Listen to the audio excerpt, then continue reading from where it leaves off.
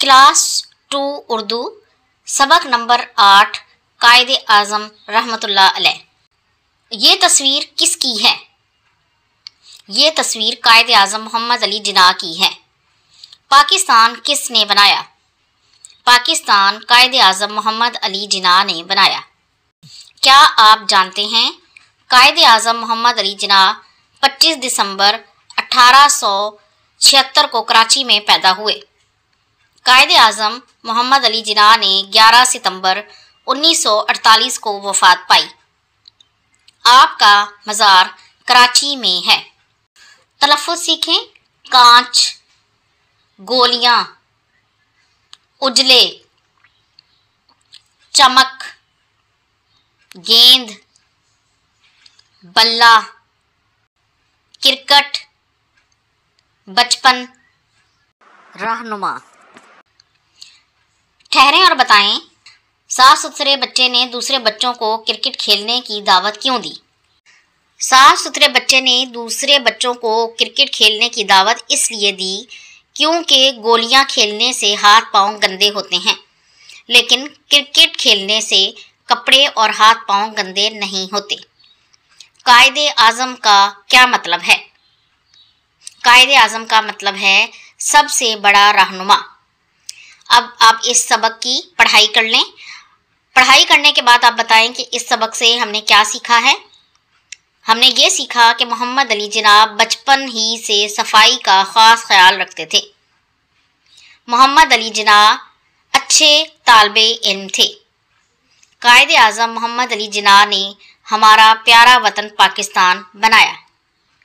आइए अब इस सबक की मश्क शुरू करते हैं। सवाल नंबर 1 है, दिए हुए अल्फाज के मानी समझे। उजला, बेदाग, साफ सुथरा। खास, अहम। बाल संवरे हुए, बाल बने हुए। दिल लगाकर, शौक से। सवाल नंबर 2 है, दुरुस्त बयान के सामने टिक और गलत के सामने क्रॉस का निशान लगाएं। साफ सुथरे बच्चे के हाथ में कांच की गोलियां थीं। गलत। साफ सुथरे बच्चे का नाम मोहम्मद अली जिन्ना था। दुरुस्त। कायदे आज़म का मज़ार कराची में है। दुरुस्त। सवाल नंबर 3 है, दुरुस्त जवाब के सामने टिक लगाएं। कायदे आज़म मोहम्मद अली जिन्ना पैदा हुए कराची में। गली में बच्चे खेल रहे थे कांच की गोलियों से। कायदे आज़म का मतलब है बड़ा रहनुमा। दिए हुए सवालों के जवाब लिखें। बच्चे कांच की गोलियां छोड़कर क्रिकेट क्यों खेलने लगे? कांच की गोलियां खेलने से बच्चों के हाथ पांव और कपड़े मिट्टी से गंदे हो रहे थे। कायदे आज़म ने उन्हें बताया कि क्रिकेट खेलने से हाथ पांव गंदे नहीं होते, इसलिए वो क्रिकेट खेलने लगे। घर वालों ने कायदे आज़म को पढ़ने से क्यों मना किया और उन्होंने क्या जवाब दिया? एक मर्तबा कायदे आज़म रात गए तक पढ़ रहे थे। जब घर वालों ने पढ़ने से मना किया तो आपने फरमाया, मैं मेहनत नहीं करूँगा तो बड़ा आदमी कैसे बनूँगा? मोहम्मद अली जिन्ना को कायदे आज़म क्यों कहा जाता है?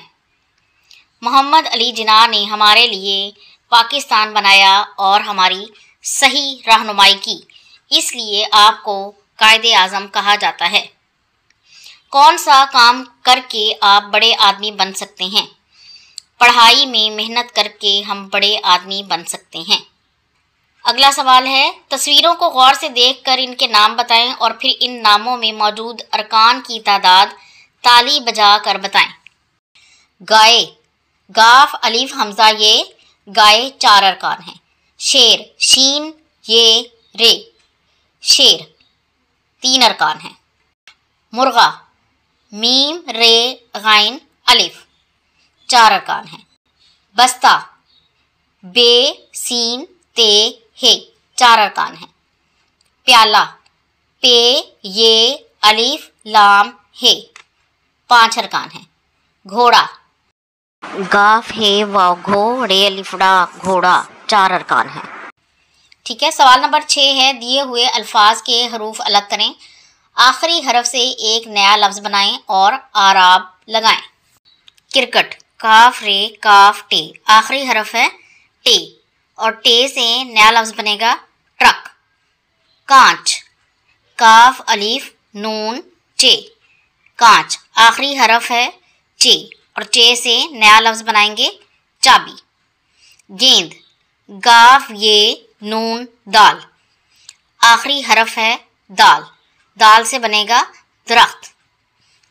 بچپن، بے چے پے نون، آخری حرف ہے نون، نون سے نظم۔ مطلب، میم توئے لام بے، آخری حرف ہے بے، بے سے بلی۔ آگے ہے قواعد سیکھیں۔ ٹھیک ہے، یہ سوال ہے حروف جار کے بارے میں۔ حروف جار کیا ہوتے ہیں؟ وہ لفظ جو کسی فعل کو اسم سے ملائے حروف جار کہلاتے ہیں، جیسے سے، پر، میں، تک، لیکن الگ سے ان حروف کا کوئی مطلب نہیں ہوتا۔ ٹھیک ہے، دیے ہوئے جملے غور سے پڑھیں، ان میں نمایاں کیے گئے الفاظ حروف جار ہیں۔ کتاب میز پر ہے، اس میں پر حروف جار ہے۔ بلی چارپائی کے نیچے ہے، اس میں کے جو ہے وہ حروف جار ہے۔ سوال نمبر 7 ہے، نیچے دی ہوئی تصویر کے مطابق دیے ہوئے الفاظ کی مدد سے خالی جگہ پر کریں۔ مچھلیاں تالاب ڈیش تیر رہی ہیں میں، گلہری گھاس ڈیش بیٹھی ہے پر، لڑکا درخت کے ڈیش کھڑا ہے نیچے، بطخ کے بچے اپنی ماں کے ڈیش آ رہے ہیں پیچھے۔ سوال نمبر 8، دی ہوئی عبارت درست تلفظ اور روانی سے پڑھیں۔ ہندوستان پر انگریزوں کی حکومت تھی، مسلمان چاہتے تھے کہ ان کا الگ وطن ہو جہاں سب آزادی سے زندگی گزار سکیں۔ قائد اعظم محمد علی جناح کی رہنمائی میں پاکستان کے لیے جد و جہد شروع کی گئی، جس کے نتیجے میں 14 اگست 1947 کو ہمارا الگ ملک پاکستان بن گیا۔